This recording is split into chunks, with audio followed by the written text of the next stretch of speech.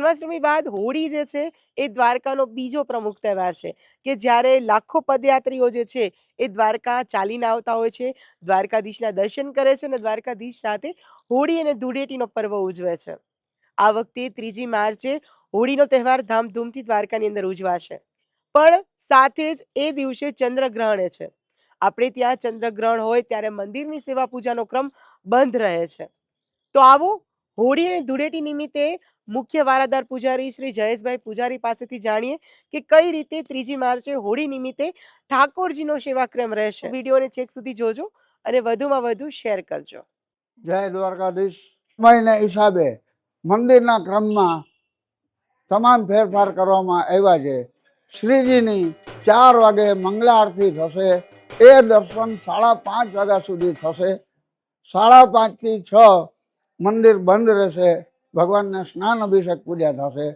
6 વાગ્યાથી 7 વાગ્યા સુધી ભગવાનને શૃંગાર દર્શન થશે. 8 વાગે ભગવાનની શૃંગાર આરતી થશે.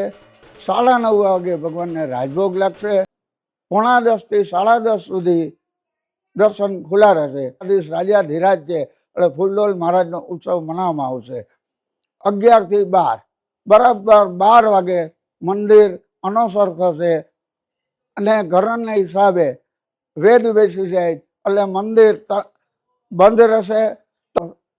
જે સાંજનો ક્રમ છે, રાત્રિનો ક્રમ, એ બરાબર 8 વાગે ભગવાનના દર્શન થશે. 9:30 વાગે ભગવાનની સંધ્યા આરતી થશે. 10:30 વાગે શયન આરતી થશે ને રાત્રે 11 વાગે મંદિર બંધ થશે. દ્વારકાધીશ મંદિરની પરંપરા મુજબ ભગવાન શ્રી દ્વારકાધીશને રોજ 11 ભોગ લગાવવામાં આવે છે અને તહેવારો અને ઉત્સવો નિમિત્તે વિશેષ ભોગ લાગે છે. તો આવો જાણીએ કે હોળી અને ધૂળેટી નિમિત્તે શું વિશેષ ભોગ રહેશે.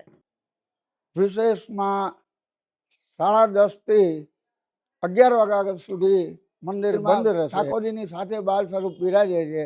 એને બહાર હિંડોળામાં આખો કુંજ પાલો અને ગુલાબના ફૂલ, ગેંદાના ફૂલ એ હિંડોળામાં ભગવાનને બિરાજમાન થશે.